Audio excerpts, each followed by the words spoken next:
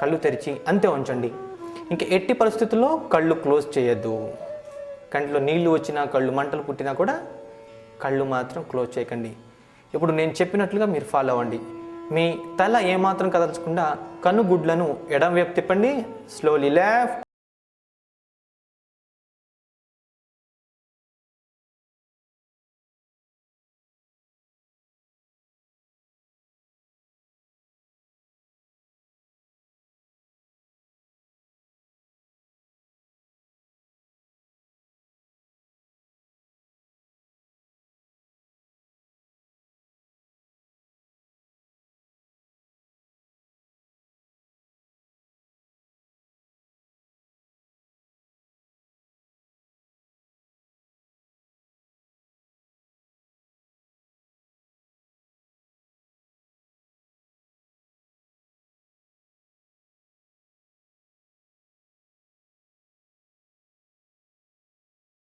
వివరించాను పామింగ్.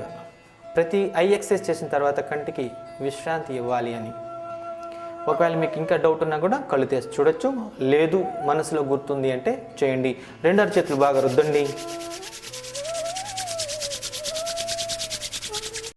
బాగా వెచ్చగా తయారు చేయండి. ఇంకా వెచ్చగా తయారు చేయండి. చేతులు బాగా వెచ్చగా తయారు చేయండి. అరచేతులు కప్స్లా తయారు చేసి కంటి మీద ఉంచండి.